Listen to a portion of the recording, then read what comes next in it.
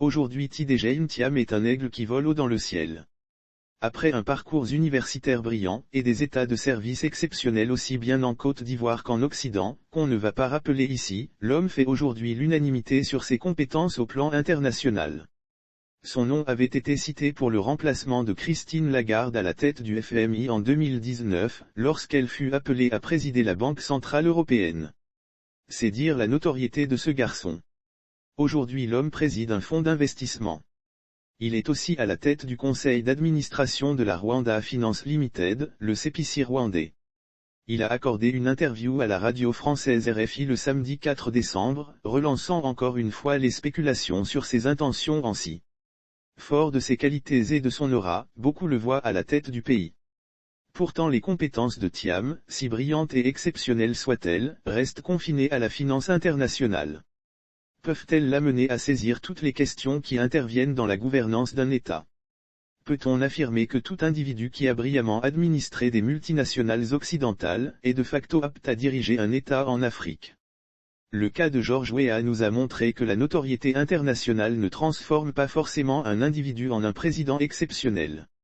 Bien sûr, Thiam est financier, pas footballeur. Mais c'est le même phénomène qui est à l'œuvre.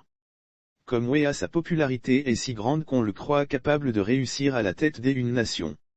C'est un raccourci qui débouche le plus souvent sur la déception.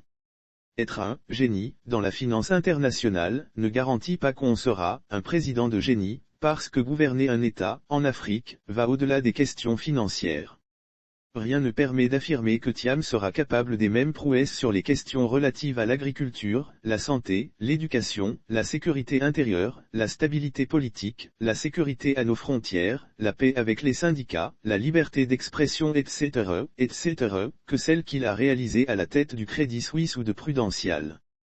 Nous avons affaire à des questions d'une toute autre nature. La gouvernance d'un État africain est une affaire infiniment plus complexe. Ce n'est pas une matière où on enseigne dans les universités occidentales. C'est une science qui ne s'acquiert uniquement que dans la pratique ou dans l'apprentissage auprès d'un président en exercice. Des événements récents en Afrique ont montré que la démocratie restait fragile. La stabilité politique requiert une vigilance de toujours. Thiam est novice sur ces questions, il est démuni sur ce plan quoi que l'on dise. Lorsque le président Houphouët a fait appel au gouverneur de la Banque commerciale des États d'Afrique de l'Ouest, Mr Alassane Ouattara, pour assainir les comptes de l'État, en avril 1990, et l'a nommé Premier ministre en novembre de la même année, l'homme ne s'occupait que de l'assainissement des finances publiques, le président Houphouët gérait tout le reste. C'est environ 2 années plus tard, soit à partir de la mi-1992, que l'homme a commencé à s'affirmer sur les autres domaines. Ainsi il a appris auprès de quelqu'un qui était en fonction, le président Houphouët, la présence de ce dernier garantissait la stabilité politique. Ainsi les personnalités comme les défunts premiers ministres, Amadou Gon et Ahmed Bakayoko étaient outillés pour la fonction présidentielle. Le président de la commission de l'UA, le Tchadien Moussa Faki, celui de la communauté économique des États indépendants de l'Afrique de l'Ouest, l'Ivoirien Jean-Claude Brou, ont une vue de hauteur sur la gouvernance des États africains. Ils savent comment fonctionnent les choses. Ils peuvent être de très bons présidents. Leur bagage, Thiam ne le possède pas encore. Il va se brûler les ailes s'il accède à la fonction en l'état actuel des choses. Sa tendance à modéliser, à schématiser, à formaliser, sans tenir compte de la spécificité du contexte, va déboucher sur des solutions merveilleuses sur le papier, mais qui ne fonctionneront pas. Thiam ferait par contre un excellent Premier ministre.